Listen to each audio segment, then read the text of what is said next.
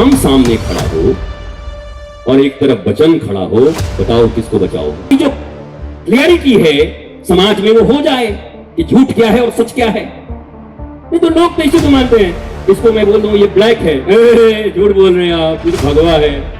इससे सच झूठ का कोई मतलब नहीं है, ये ब्लैक है या भगवा। रखो, कोई किसी पुर का गुरु जी नहीं है। गुरु का अर्थ ही होता है जो सत्य को लेकर के चले, जो प्रेम को लेकर चले और जो धर्म को लेकर चले। वो गुरु की कृपा के बिना कुछ नहीं होगा। और याद रखो, गुरु गुरु घंटाल नहीं। हम जो बोलेंगे तो पूरा ही बोल के जाएंगे, थोड़ी सिखा बोल के आएंगे, महाराज जी बोल ही देना। हरजीत भी बोला कि महाराज जी जो मन में आए बोल देना, बाकी हम संभाल लेंगे। तो बाकी हरजीत और ये सब संभाले, हम तो बोल के निकल जाएंगे। जल्दी से वृंदावन जाना है, इनको क्या है। वो बाद में आदमी समझते रहेंगे, समझ करके फोन, अरे बाबा ऐसे बोल दिया, चलो खोजते। वो बाद में समझना, हमारा ये दोनों से कांटेक्ट करना, कुछ गड़बड़ लगे तो, अच्छा लगे तो आश्रम आ जाना। बुरा में हम क्यों रहे। तो जय जय जय हनुमान गोसाई, कृपा करो गुरुदेव के नाई। हनुमान जी के इस मंदिर में जाकर के और हनुमान जी से भी यही मांग रहे हैं कि गुरुदेव भगवान की तरह कृपा कर दो, क्योंकि तुम ज्ञानी नाम अग्रगण्यम हो। और याद रखो, इस दुनिया में ज्ञान के सिवा और कोई ऐसी वस्तु नहीं है जो तुम्हें मुक्त कर सकती है। ज्ञान ही है जो तुम्हें मुक्त कर सकती है, नथिंग एल्स। ये तिकड़मबाजियों से कुछ नहीं होगा। ये जितने तिकड़मबाजी कर रहे हो ना, ये तिकड़मबाजी दुर्योधन इत्यादि बहुत कर लिए, मौत के घाट उतर गए। एक ही उपाय है, ज्ञानवंत होना।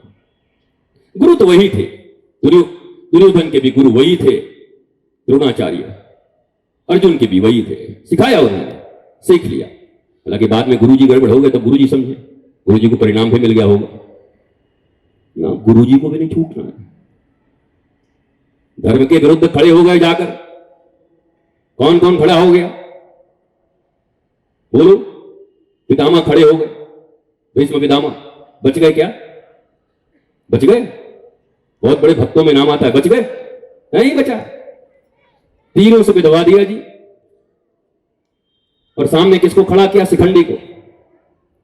जब शिखंडी को अपने सेना में रखे थे श्री कृष्ण, तो भीम बड़े नाराज होते थे, महाराज आपको हमारी बदनामी हो रही है। लोग कह रहे हैं कि बताइए, सोने वाला डायलॉग याद आता है, ठाकुर ने हिजड़ों की फौज बना रखी। आपको समझ नहीं आता कि आप समझ नहीं रहे, कुछ वैश्य देख रहे हो। वैश्य अगर अशास्त्रीय बात हो तो बताओ।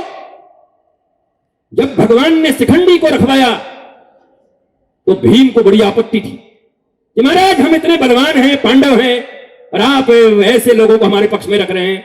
दुनिया क्या बोलेगी, दुनिया हंसेगी। सोले फिल्म का डायलॉग याद आ जाएगा, ठाकुर ने हिजड़ों की फौज बना रखी है। लेकिन वही एक भीष्म पितामह पूरे पांडवों के नाको चने चबवा देते। इच्छा मृत्यु वरदान प्राप्त है वो, उनको कोई मार नहीं सकता। चाहते तो रगड़ देते पांडवों को, पर भगवान ने उनके लिए व्यवस्था किसकी बनाई थी? शिखंडी की। कभी भी ईश्वर, गुरु और मैं तो कहूं माता पिता अगर अपनी संतानों के लिए कुछ करते हैं तो बुरा मत सोचना, वो तुम्हारे हित में सोचकर ही कुछ करते हैं। श्री कृष्ण ने पांडवों का हित सोचकर और शिखंडी को अपने सेना में, पांडवों की सेना में रखा था। यही वो आदमी है, तुरुप का पत्ता, जो भीष्म पितामह जैसे को समाप्त करवा देगा। नहीं तो फिर इस दल से जीतना तो बड़ा मुश्किल। इसलिए जीवन में धर्म के पक्ष में खड़े रहिए। ये दोनों महापुरुष ऐसे थे, एक सौगंध के चक्कर में पड़ गए। सौगंध ऐसा कि कृष्ण के विरुद्ध खड़े हो गए। बोले ऐसा सौगंध भी क्या है? बोले दुनिया में ऐसा भी क्या सौगंध? भगवान जो स्वयं कहते हैं श्री कृष्ण कि प्रबल प्रेम के पाले पड़कर प्रभु को नियम बदलते देखा, अपना मान भले टल जाए पर भक्त का मान न टलते देखा। श्री कृष्ण अपना सौगंध 10 बार तोड़ देते। क्यों? पूरा भक्तों का कल्याण करना, धर्म की स्थापना करती है। और भगवान ने कहा मेरा बस एक विरध है, धर्म संस्थापनार्थाय संभवामि युगे युगे, उसके लिए मुझे झूठ बोलना पड़े तो मैं झूठ बोलने को भी राजी हूं। श्री कृष्ण से ज्यादा कोई झूठ बोला बताओ? वो भी युधिष्ठिर से बुलवाए, बुला के, अरे तू इधर आता तो बड़ा सच बोलता है इधर। बोला हाँ महाराज बोलते तो हम। ले जाओ गुरु जी को बोलो जा करके कि बेटा मर गया। बोला हाँ नहीं बोलेंगे महाराज, हमें मिले, भीम से बुलवा दो, अर्जुन से बुलवा दो, हमारा नाम सत्यवादी है, हम धर्मराज युधिष्ठिर हैं। बोला तेरे से ही बुलवाऊंगा, मुझे आज धर्म का असली परिभाषा देना है। पता नहीं भारतीय लोग इस पर चिंता क्यों नहीं करते, पता नहीं भारतीय मनीषी इस पर विशद विवेचना क्यों नहीं करते, ताकि जो क्लियरिटी है समाज में वो हो जाए कि झूठ क्या है और सच क्या है। नहीं तो लोग तो इसी को मानते हैं, इसको मैं बोल दूं ये ब्लैक है, झूठ बोल रहे हैं आप, ये तो भगवा है। इससे सच झूठ का कोई मतलब नहीं है, ये ब्लैक है या भगवा है। सच और झूठ क्या है? धर्म की स्थापना जहां हो रही हो वहां बोला हुआ हर एक बात, क्या हुआ हर एक कर्म ही सत्य है।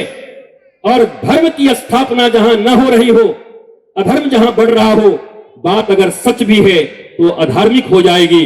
इसलिए श्री कृष्ण ने दिखाया कि सबसे सत्यवादी जो उनका चेला था, कौन? भाई के रूप में, तो मेरे भाई के रूप में थे, उन्हीं से झूठ बोलवा दिया गुरु जी के सामने। तो उन्होंने कहा महाराज मैं पूरा झूठ तो नहीं बोलूंगा, लास्ट में जरूर बोल दूंगा कि हाथी की मनुष्य मेरे को पता नहीं, नरो वा कुंजरो। भगवान ने कहा तू आधा तो बोल, बाकी इंतजाम मैं कर दूंगा। महाराज आधा जाकर के बोले युधिष्ठिर अश्वत्थामा हतो। तो भगवान ने पहले ही दिल्ली का बैंड बाजा बुलवा के रखा हुआ था महाराज, पहले से 50-50 वही सा डीजे बजवा दिया उसी समय कि बाद में कुंजरो करते रह गए उधर डीजे। और सुना जब द्रोणाचार्य ने कहा मर गया मेरा बेटा, मैं तो बर्बाद हो मर गया। भगवान ने कहा मर। ये सो कॉल्ड गुरु जी हैं जो अधर्म के पक्ष में खड़े हैं, इनका नाम है सो कॉल्ड गुरु जी, तथा कथित गुरु जी। कृष्ण इधर है, पांडव इधर है, धर्म इधर है, पर उसके बाद भी वो उधर खड़े हैं। क्यों? कहा हम तो राज सत्ता के प्रति वफादार हैं, हमको वहां से ट्यूशन फीस मिलती है, हमारा पापी पेट का सवाल है, इसलिए हम उनके साथ खड़ा रहेंगे। हम हस्तिनापुर के गुरुजी हैं, इसलिए हस्तिनापुर के साथ खड़े रहेंगे। याद रखो कोई किसी पुर का गुरुजी नहीं है। गुरु का अर्थ ही होता है जो सत्य को लेकर के चले, जो प्रेम को लेकर चले और जो धर्म को लेकर चले, वो गुरु है। आज द्रोणाचार्य को कृष्ण के पक्ष में खड़ा होना था, पर खड़े थे दुर्योधनों के पक्ष में। भगवान ने कहा मारो जी, कोई पाप नहीं लगेगा। क्यों जी पाप नहीं लगा? द्रोणाचार्य को मरवा दिया गया, गुरु को कोई पाप नहीं लगा। भीष्म पितामह जैसे जिन्होंने अपने पिता के वचन को निभाने के लिए जीवन भर ब्याह नहीं किया, जो गंगा के पुत्र हैं, बताओ उनको भी भगवान ने कहा इनका भी काम तमाम करो, इनका बुद्धि थोड़ा जो है ना गड़बड़ हो रहा है, ये अभी भी इसी पर पड़े हुए। अरे और तो और छोड़ो महाराज, दशरथ जी ने जब कह दिया कि रघुकुल रीत सदा चली आई, प्राण जाए पर बचन न जाई। राम जी ने कहा महाराज जी आपका प्राण ही जाएगा, अब बचन बचाओ आप। राम सामने खड़ा हो और एक तरफ बचन खड़ा हो, बताओ किसको बचाओगे? बोलो दिल्ली वालों, एक तरफ राम है जिनके लिए वाल्मीकि जी कहते हैं रामो विग्रहवान धर्मा, राम चलते फिरते धर्म है, और एक तरफ खड़ा है वचन। किसको बचाओगे? अरे हाथ उठा के बोलो। हाँ जय सिया राम, राम जी। लेकिन चक्रवर्ती, हालांकि ये देखो ये लीला है, लीला में किसी को गलत मत बोलना, भगवान की ये लीला है। ये फिल्म बनी थी, फिल्म इसलिए बनाया था कि हम लोग सीख जाएं, हम उनके बारे में बुरा भला कहने के लिए नहीं आए हैं। भीष्म पितामह भी फिल्म के रोल करने वाले हैं, गुरु द्रोणाचार्य भी फिल्म का रोल करने वाले हैं, वो सब भगवान के परम भक्त हैं, पर एक फिल्म बनाया है उन्होंने, लीला में ऐसा किया, पर तत्वतः भगवान के भक्त हैं। पर भगवान को ये लीला करने की जरूरत क्यों पड़ी, फिल्म बनाने की जरूरत क्यों पड़ी? हम उनके ऊपर नुक्ताचीनी करें इसके लिए नहीं, बल्कि उनसे सीख सके कि अगर हम भी गुरु द्रोण हैं, चाहे भीष्म पितामह हैं, जब कृष्ण और धर्म की बात आए तो सब त्याग करके श्री कृष्ण और धर्म के साथ खड़ा हो जाना चाहिए, राम के साथ खड़ा हो जाना चाहिए, राष्ट्र के साथ खड़ा हो जाना चाहिए, सनातन के साथ खड़ा हो जाना चाहिए। फिर मत देखो हमारा उनके साथ ना थोड़ा क्या करें, क्लोज फ्रेंडशिप है। अरे फिर क्लोज, ये क्लोज को क्लोज करो, इसको खत्म करो, धर्म के साथ खड़े रहो, सनातन के साथ खड़े रहो। शिखा बोल रही हमारे यहां विद्या की कितनी बड़ी पहचान है, हमारे शास्त्र कहते हैं सा विद्या या विमुक्तये, विद्या वो है जो मनुष्य को मुक्ति प्रदान करती है, जीते जी, मरने के बाद नहीं। मरने के बाद कहां जाओगे क्या पता, मरने के बाद क्या रिकॉर्ड करके भेजोगे, ऊपर से इमेज भेजोगे मेरे पास, व्हाट्सएप में भेजोगे? कोई भेजा है क्या आप लोगों का? नहीं, वीडियो दिखाइएगा मुझे, कोई मरने के बाद जाकर के भेजा हो वीडियो की, बेटा बड़ा बढ़िया 3 टायर में तुमने कराया था लेकिन यहां फर्स्ट एसी में हो गया। किसी ने भेजा हो तो बताओ। अरे बोलते नहीं भेजा। तो मुक्ति किसको कहते हैं? जीते जी जो मुक्त हो, जीते जी जो आनंद में हो, धर्म के पथ पर हो, मुस्कुराता रहे, और मुस्कुराहट भी एयर होस्टेस की तरह न हो बल्कि श्री कृष्ण की तरह हो। एयर होस्टेस की मुस्कुराहट तो मजबूरी की है, मैं ये हर जगह कहता हूं क्योंकि ये धार्मिक यात्रा है। एयर होस्टेस की मुस्कुराहट कैसी है? आप जाओ जहाज में, आप में से कौन कौन गया बताओ? गांव में तो पूछते हैं तो 2-3 आदमी मिलते हैं, दिल्ली में भी नहीं चढ़े क्या भाई? बड़ी बेइज्जती हो जाएगी महाराज। अरे हाथ उठाओ, प्लेन में कौन कौन गया? अरे महाराज विदेशों में भी लोग देख रहे होंगे, इज्जत की बात, सब उठाओ, झूठ बोलो। हाँ जी देखो, सब सब सब प्लेन में।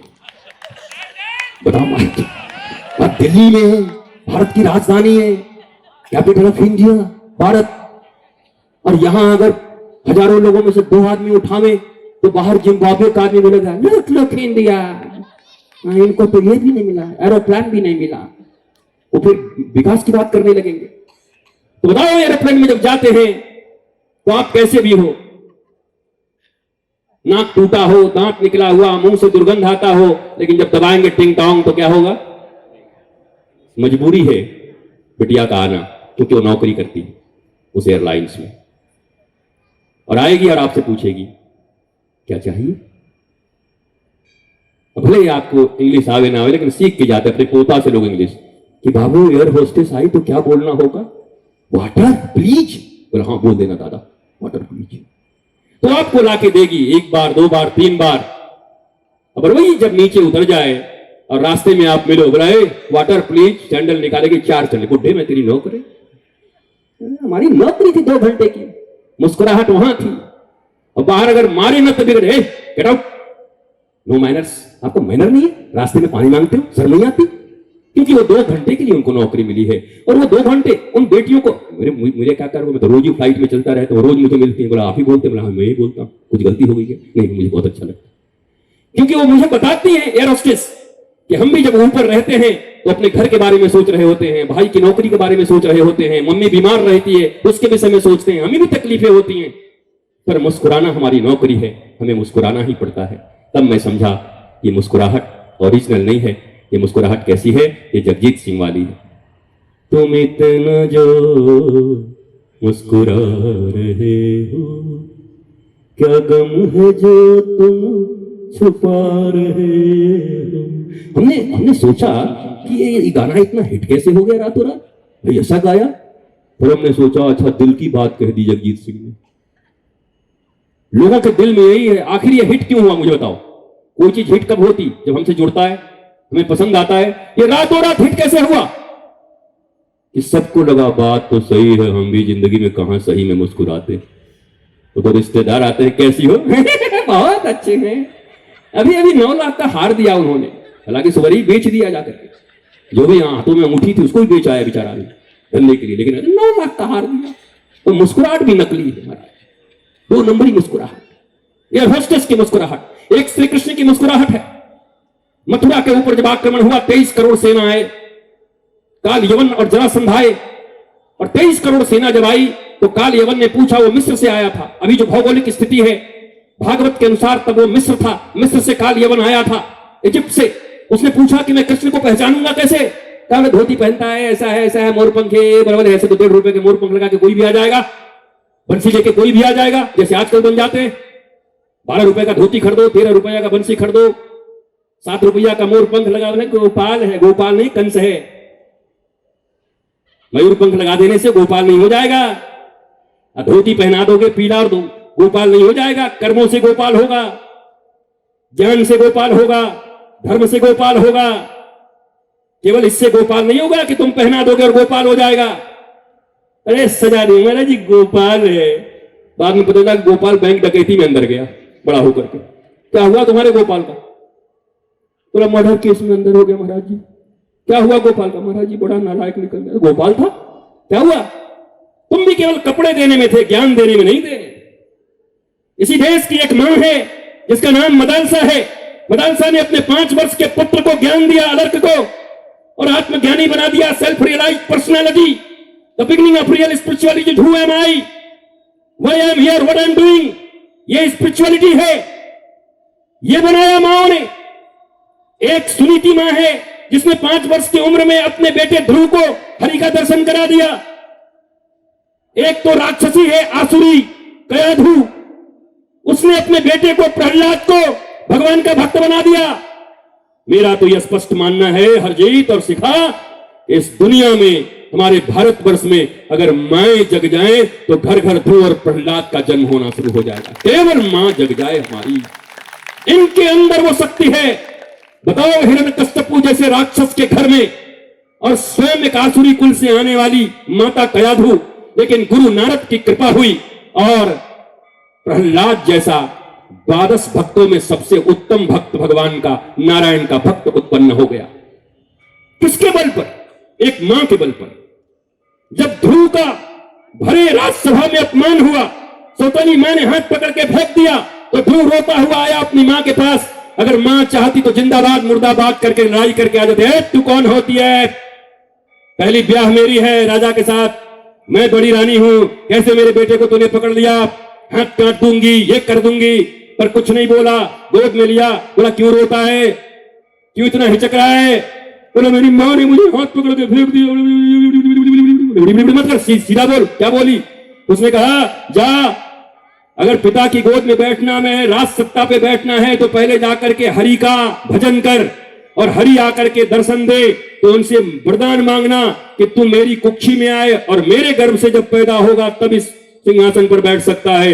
उन्होंने मुझे भगवान का भजन करने के लिए और परम पिता को बुलाने के लिए बोला है। तो माता सुनीति ने गोद से लगाती हुई कहा, अरे सुन मेरे ध्रुव, मेरे लाल, मेरे बेटे, एक मैं तेरी अपनी मां हूं जिसने आज तक तुझे पिता के गोद तक बिठाने का कोई ज्ञान नहीं दिया, और धन्य है वो तेरी सच्ची मां जिसने परम पिता की गोद में जाने का तुझे मार्ग बता दिया। जा और परम पिता का श्रेष्ठ साधना करके हरि को रिझा दे।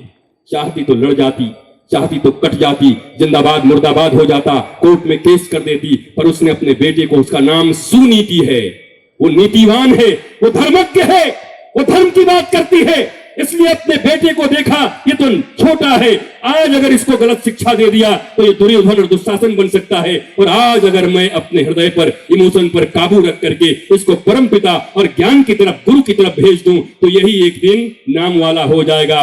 बताओ, सुरुचि के पुत्र उत्तम का नाम कहीं नहीं है, पर उसी सुनीति के पुत्र ध्रुव का नाम अटल है। आज भी तारा के रूप में हम ऊपर देखते हैं, बोला ध्रुव तारा आज भी विराजमान है, एक मां की कृपा से संभव।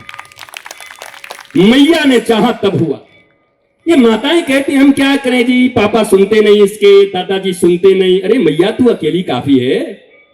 भारतीय सनातन शास्त्र में मां अकेली काफी है जो अपने संतान को ध्रुव, प्रहलाद, मीरा जैसी, अलग जैसा बना सके।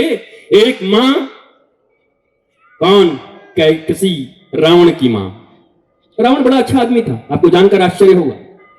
रावण छोटा था, वेद पढ़ता था, शास्त्र पढ़ता था। उसकी मां सिखाती थी कि तूने मेरा दूध पिया है तो बिल्कुल मेरे जैसा है। वो आसुरी कुल से आई थी, बोला तेरे मामाओं के ऊपर बड़ा अत्याचार हुआ है, तो बड़ा होकर के देवताओं से बदला लेना। अब पिता कुल के लोग कहते थे तू देव कुल का आदमी है, तुम अच्छे ज्ञान को प्राप्त करो। बड़ा कंफ्यूज होता था, मम्मी कुछ और, पापा कुछ और कहते थे। तो एक दिन चला गया, बोला मातृदेवो भव, पितृदेवो भव, आचार्य देवो भव। तो तीसरे आचार्य के पास, देवता के पास चला गया। बोला आचार्य जी बताओ मैं क्या करूं? बोला भैया देखो, शास्त्र तो ये कहता है कि पहली आचार्य मां होती है। आचार्य जी भी थोड़ा गड़बड़ शिक्षा दे गए उस दिन। अगर आचार्य जी ने कह दिया होता कि भैया देख ले, मां पहली देवता होती जरूर है, पर अगर मां धर्म के पक्ष में चलना सिखाए तभी देवता है। पर मैया ही अगर अधर्म के पक्ष में ले जाए, तो जैसे भरत जी ने मां कहने से इनकार कर दिया।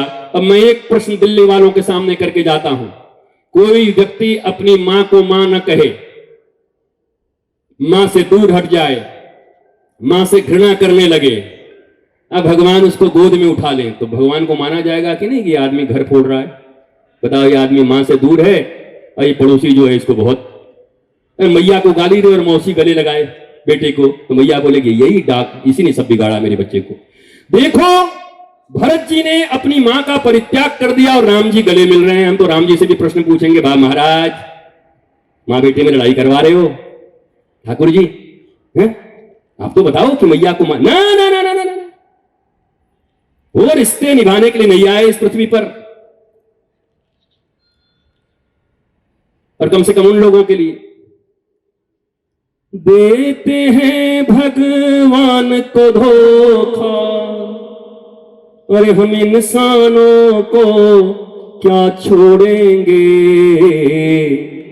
कसम वादे। आज तो आनंद आ गया, हनुमान जी का दर्शन करने आए थे, फ्री में नाइट मिल गई महाराज लोगों को। पीछे कितने दादाजी लोग खुश हैं, महात्मा बढ़िया है यार, ठीक, अपने एज का गाना गाता है, वो हमारा भी एज वही है।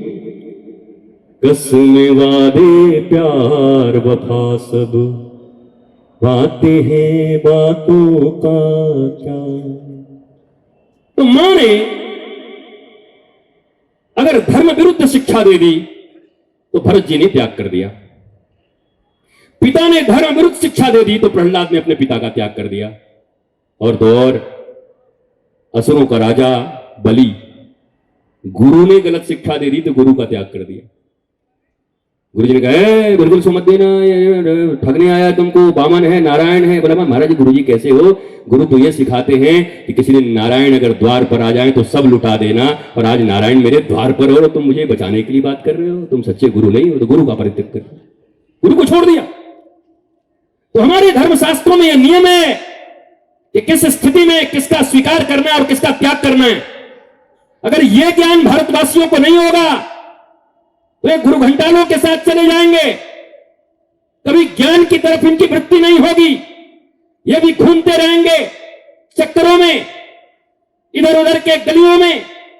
पर यहां महिमा सदा ज्ञान की रही है।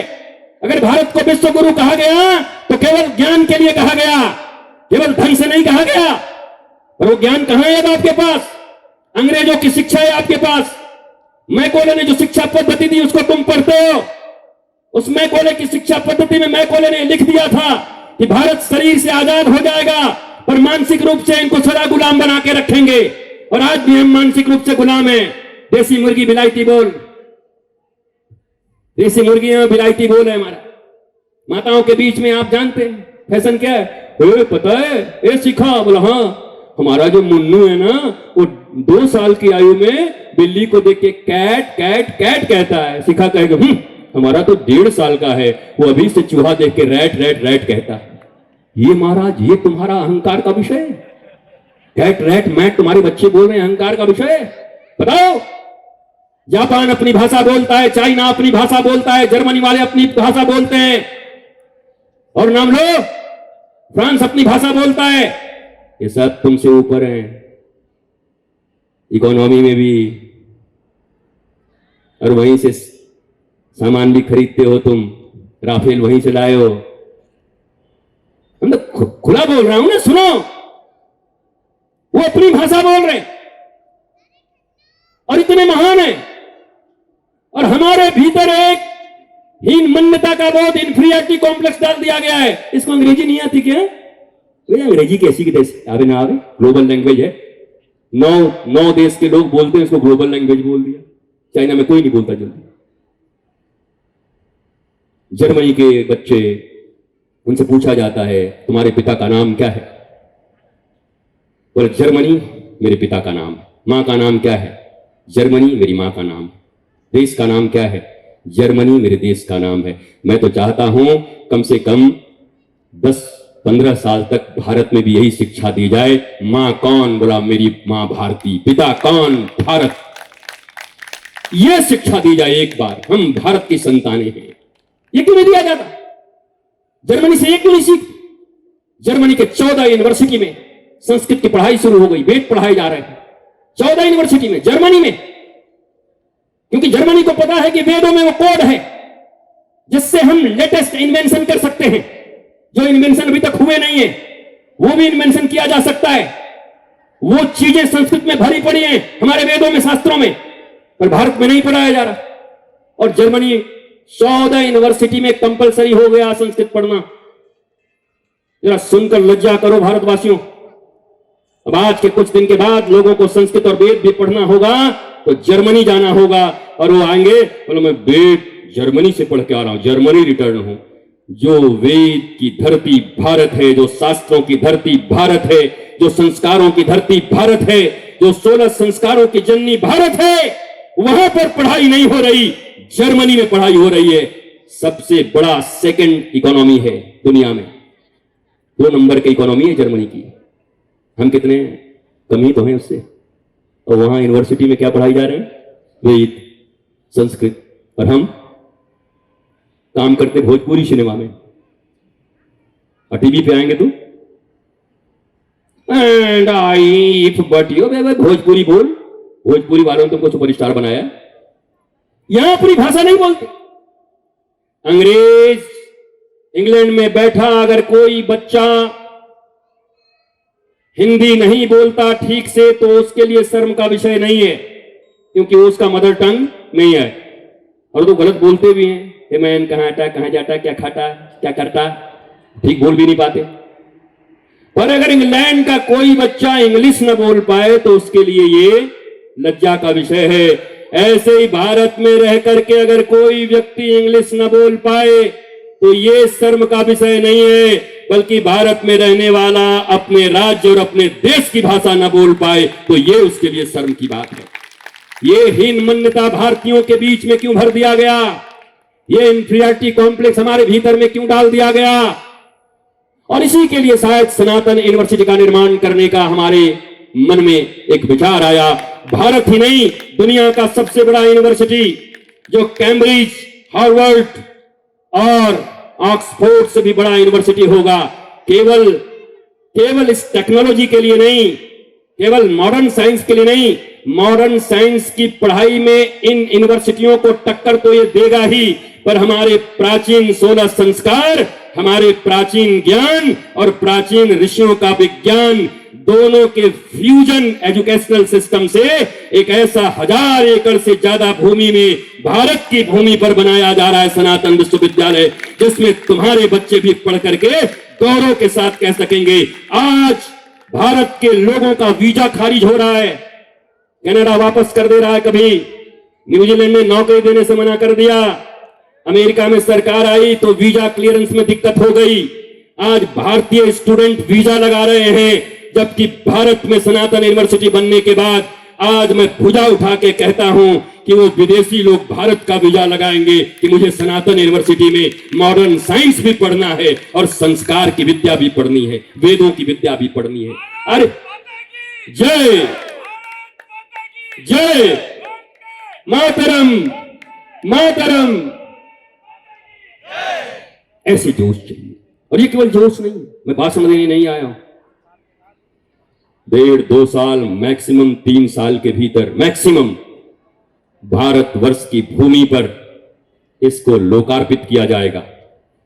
और ये जब लोकार्पित किया जाएगा, सनातन विश्वविद्यालय, सनातन यूनिवर्सिटी, जहां हमारे प्राचीन ज्ञान, नॉलेज एंड मॉडर्न साइंस, चाहे वो मेटाफिजिक्स हो, चाहे वो न्यूरो कंप्यूटिंग हो, कुछ भी हो, इन सबको मिक्स करके और यहां की विद्या पद्धति बनाई जाएगी। हमारी, मैं उदयपुर में इनकी मम्मी से मिला था, ये बांसुरी हैं, बांसुरी स्वराज, सुषमा जी से हमारी 3 बार मुलाकात है, मुझे बहुत प्रेम करती है। और आज बिटिया उन्हीं के पद चिन्हों पर चलती हुई और भारत माता के लिए काम कर रही है, ये मेरे लिए गौरव का विषय है। हमारे बच्चों को यही तो बरगलाया जाता है कि तुम्हारे यहां विद्या नहीं है, तुम्हारे यहां शिक्षा नहीं है, एकेडमिक क्वालिफिकेशन। नीट के विद्यार्थी ने आत्महत्या कर लिया, नीट टॉपर। अब जरा पूछना चाहिए, भारत को एक बार चिंतन करना चाहिए कि जो नीट में टॉप कर रहा है वो विद्यार्थी तो बड़ा अच्छा रहा होगा, माता पिता अच्छे रहे होंगे, समाज अच्छा रहा होगा, वो कौन सी परेशानियां आ गई जीवन में उसे वो आत्महत्या करनी पड़ गई। चार्टर्ड अकाउंटेंसी में 3rd रैंक लाने वाला आत्महत्या कर लेता है। बक्सर के एक डीएम थे, आईएएस, इंडियन एडमिनिस्ट्रेटिव सर्विस, भारतीय प्रशासनिक सेवा, पांडे जी।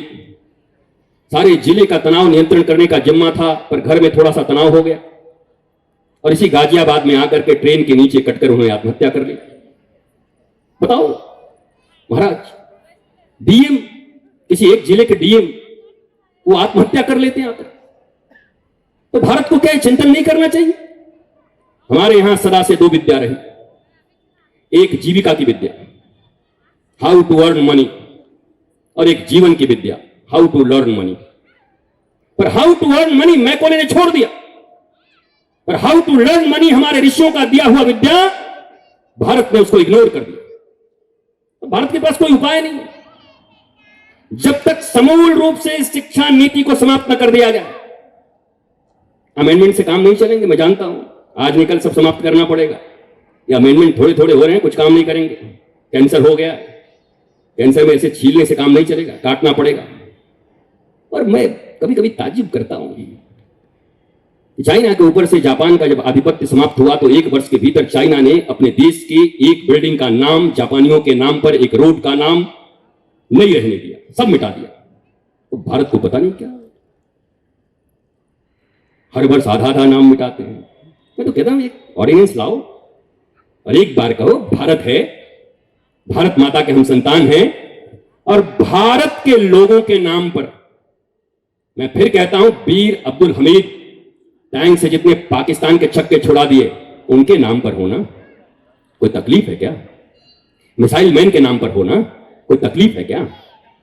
लेकिन भारतीयों के नाम पर हो, क्षेत्रीय जो सूरमा है उनके नाम पर हो, पर ये विदेशियों के नाम पर, आताताइयों के नाम पर, आक्रांताओं के नाम पर। और आपको अभी भी इस देश में एक बहस करनी पड़ती, विचार करना पड़ता है कि ये करूं कि ना करूं। कभी कभी लगता है कि क्या इस देश का निर्णय होगा, क्या इस देश का आगे भविष्य होगा, जहां यह निर्णय करने में इतने समय लग जा रहे हैं कि हमारे देश के वीरों के नाम पर सड़कों के नाम होने चाहिए कि नहीं, हम ये भी नहीं कर पा रहे हैं। इसलिए अब तो समय है। मैं तो कई बार कहता हूं, संत जगे हैं, सदा जगे रहते थे, पर भारत माता के प्रति संतों का प्रेम कुछ ज्यादा ही जगा है। संत जगाए भारत के प्रति, सरकारें भी कुछ अनुकूल लग रही हैं, पर अगर यह समाज पीछे रह गया तो भारत माता का उद्धार होने से वंचित हो जाएगा। एक बार समाज को भी खड़ा होना होगा, पूरा समाज खड़ा होगा, तभी यह काम होगा। केवल सरकारों के ऊपर और संतों के ऊपर हम लोगों को कहते हैं, बाबा जी जाओ, जाकर के लोगों को जागृत करो, संतों का काम क्या है, आप भारत बचाओ, धर्म की रक्षा करो। तो हम पूछते हैं, दुकान तुम्हारे, मकान तुम्हारे, बांग्लादेश में जले तो जले तुम, और हमें कहते हो हम बचाएं। अरे बोलो, बोलते नहीं। दुकान किसके? हमारे। मकान किसके? हमारे। बच्चे किसके हैं? नहीं है, भारत माता की संतानें ही मेरे भाई बहन हैं। लेकिन तुमने तो अपने गर्व से जन्म दिया है। एक बिंदु वंश होता है, एक नाद वंश होता है। संत का नाद वंश होता है, रक्त से नहीं होते, पर शिष्यता के आधार पर वो उनके संतान होते हैं। पर तुम्हारे तो गर्व से वो जन्म लिए हैं, तुम क्यों नहीं बचाते? महात्मा लोगों का क्या काम है, धर्म की रक्षा करें, और आप रबड़ी खाएं, पिक्चर देखे जाके मल्टीप्लेक्स में, और बांग्लादेश की तरह तुम्हें बांध कर तुम्हारी बच्चियों को सामने ही मार दिया जाए। कितनी कुत्सित हरकतें की जाए। 1 लाख से ज्यादा गुरु भाई मेरे रहते हैं बांग्लादेश में, मेरे गुरु वहीं के थे। इसलिए मेरी वीडियो जो देखे, जो कुछ आया ऑथेंटिक, 1 लाख अभी भी है। तो आप चिंता नहीं करते।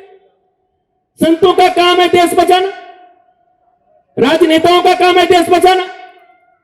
और एक जाते जाते एक बात कही देता हूं, सुनोगे तो अच्छा लगेगा। हमारी चक्कर में पड़ना, इतना माल पानी है कि स्विट्जरलैंड चले जाएंगे रहने के लिए। और ज्यादा बड़े बड़े लोगों के चक्कर मत पड़ना, ये सबका व्यवस्था है। पर तेरा क्या होगा कालिया? तुम क्या करोगे?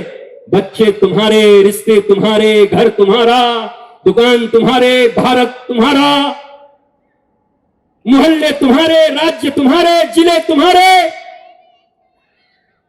तुम क्यों नहीं बचाते?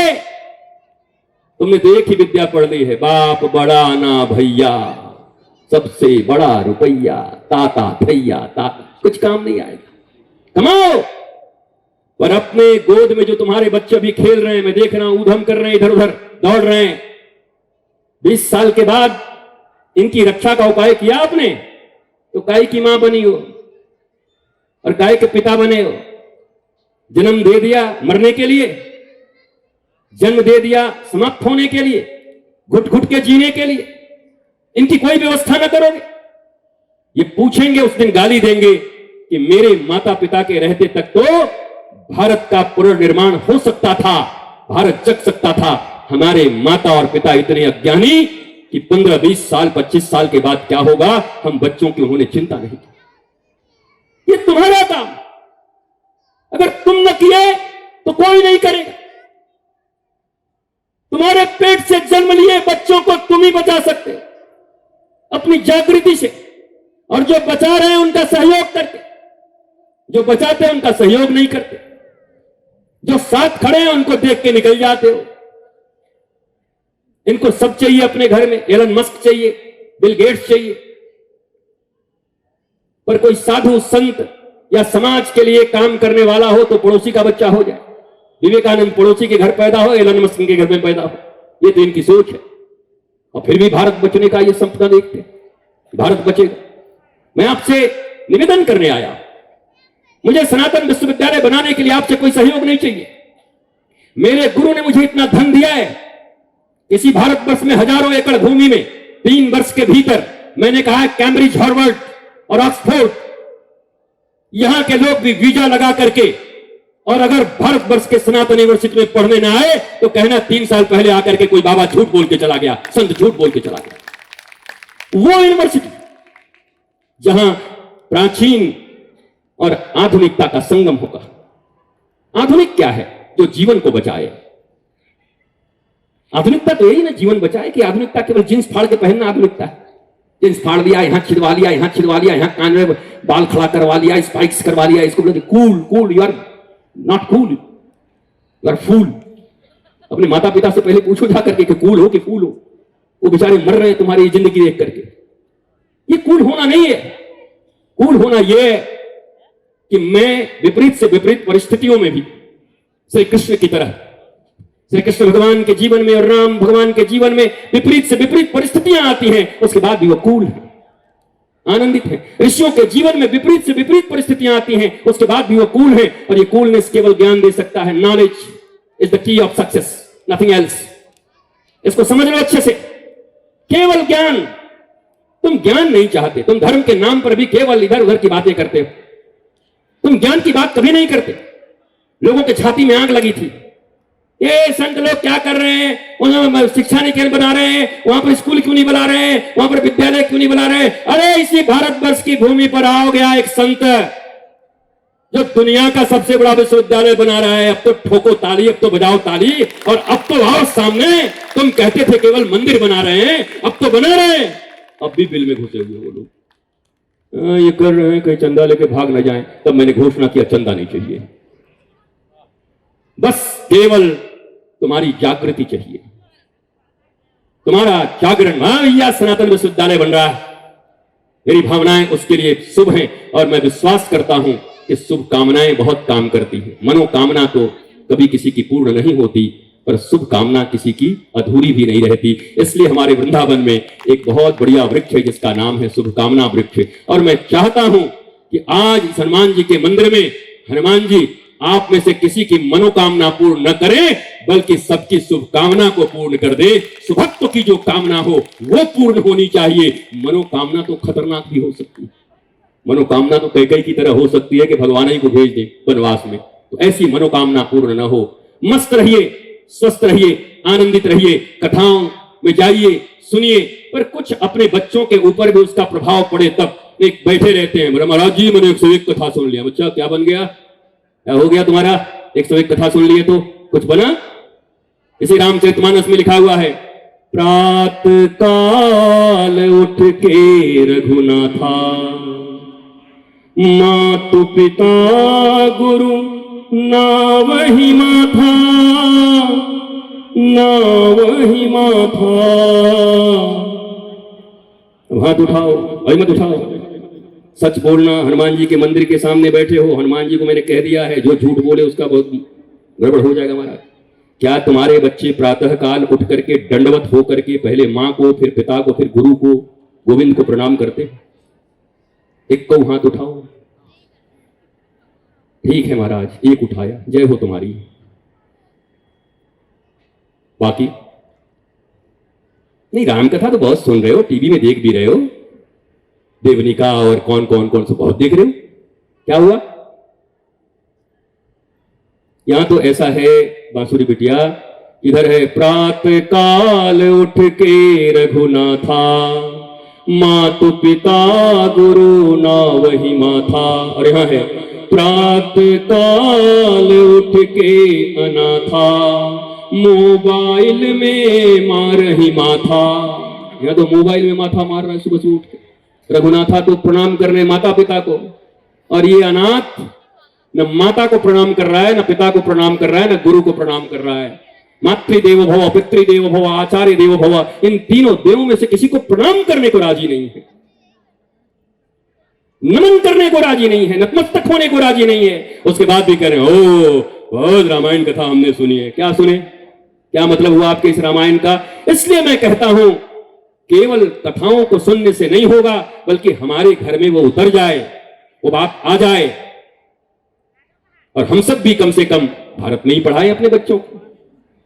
एक चलते चलते अंतिम बात जो मुझे समझ में नहीं आई वो आप समझा देना। हर व्यक्ति नौकरी सरकारी खोजता है और बच्चों को पढ़ाना अगर होगा तो कहां पढ़ाएगा? टीचर क्या बनना चाहते हैं हमारे घर में लोग? प्राइवेट की सरकारी?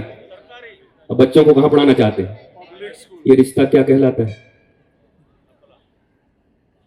ये आपके चिंतन के लिए है, जरा चिंतन करेंगे।